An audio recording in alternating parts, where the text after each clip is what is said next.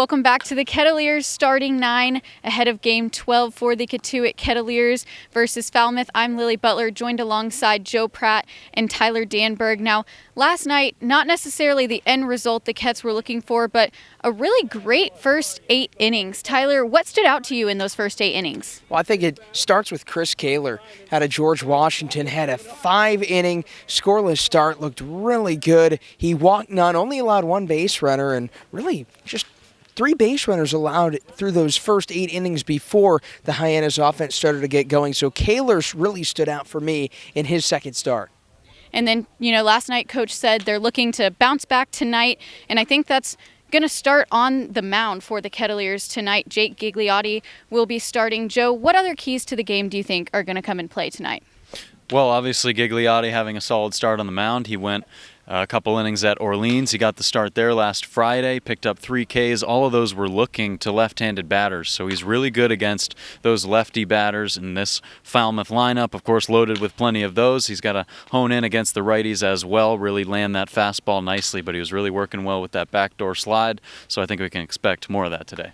Gigliotti also setting a career-high record for himself, 65 strikeouts this season at Northeastern. I spoke with him earlier, so we'll go ahead and send it to that interview and be right back for the Kettleers Starting 9.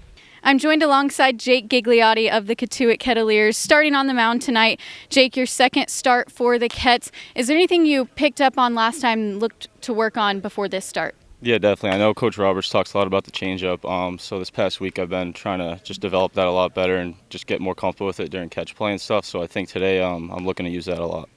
And then Danny Crossan, a member of the Kettleers coaching staff. You guys played together a little bit at Northeastern. Can you tell us about your relationship and how that's kind of impacted your time here? Yeah, Danny's the best. I can't say enough good things about Danny. He's just a gamer. He loves the game. He understands the game, and he just wants to be around the game as much as he can. So getting to reunite with him down here was awesome.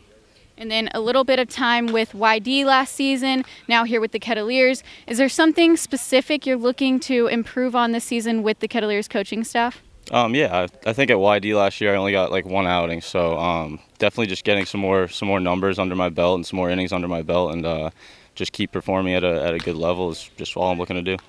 All right, thank you so much, Jake. Now back to the Kettleers Starting 9.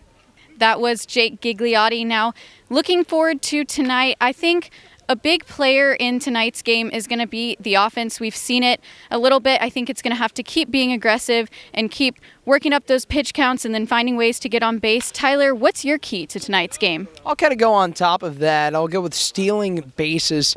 Obviously, this year's team, no exception to the tradition of base running here in Cotuit under manager Mike Roberts. 8-1 are the Kettleers this year when they have stolen multiple bases. And that only loss was yesterday against Hyannis. Yeah, I definitely think that plays a key factor. Joe, what are you looking at tonight? Well, tonight, going back to last night, as Tyler just mentioned, it's going to be pitching and, most importantly, relief pitching. Got to be able to get those final outs of the game. Can't give up too many free passes. That's something that this rotation has done not such a great job of in these past few games, especially towards the end of the game. We saw it in Chatham. We saw it last night in Hyannis. So that's going to be really important tonight just to back up Jake Gigliotti. He'll have to start for a couple innings there, and then they'll go to the bullpen after that, and they're just going to have to really clamp down. The defense is going to have to play well behind them as well, so that's my key. Absolutely. I think all 3 of those things are going to play a great part in tonight's matchup, and we'll have the call with Joe and Tyler tonight, sending it back up to the booth for first pitch at 5 p.m.